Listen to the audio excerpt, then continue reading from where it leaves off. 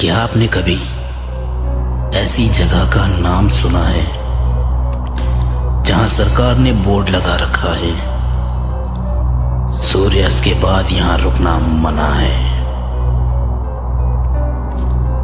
एक ऐसी जगह जिसे दुनिया की सबसे भूतिया किलों में गिना जाता है, और वो जगह है भानगढ़ का किला। आज डर की दस्तक में मैं आपको ले चलूंगा राजस्थान के उस सुनसान किले में, जहां सिर्फ खंडर ही नहीं बल्कि डर और श्राप की यही गूंज अब तक जिंदा है।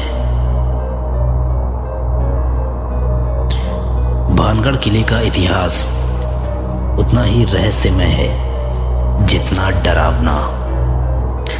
कहा जाता है इस किले को राजा माधव सिंह ने बनवाया था, लेकिन उसके उजड़ने और डरावने बनने के पीछे है एक श्रापित प्रेम कहानी।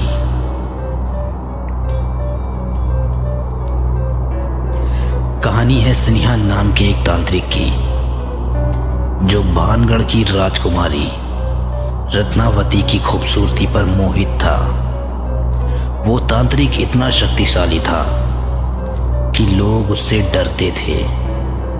कहा जाता है उसने एक दिन राजकुमारी को अपने वश में करने के लिए जादू किया। उसने राजकुमारी की दासी को तेल की बोतल दी और कहा कि यह तेल राजकुमारी पर लग जाएगा तो वो उसी से प्रेम करने लगेगी। लेकिन रत्नावती कोई साधारण स्त्री नहीं थी। वो समझ गई कि तेल में कुछ गड़बड़ है। उन्होंने गुस्से में उस बोतल को एक पत्थर पर फेंक दिया, और फिर तेल उस पत्थर पर गिरते ही पत्थर लुढ़कने लगा। वो पत्थर सीधे उसी तांत्रिक पर जा गिरा और उसकी मौत हो गई। लेकिन मरते वक्त उसने कहा, जैसे मेरी मोहब्बत अधूरी रही है, वैसे ही ये किला भी हमेशा अधूरा और बर्बाद रहेगा, और इसके लोग कभी चैन से नहीं जी पाएंगे। यही श्राप आज तक भानगढ़ किले में गूंजता है। उसके बाद भानगढ़ का किला कभी आबाद नहीं हुआ। धीरे धीरे यह जगह खंडर बन गई। लोगों का कहना है किले के अंदर रात को चीखें सुनाई देती हैं, कभी किसी औरत की सिसकियां, कभी कंगन खनकने की आवाज। जो लोग मजाक या एडवेंचर में रात के बाद यहां रुके,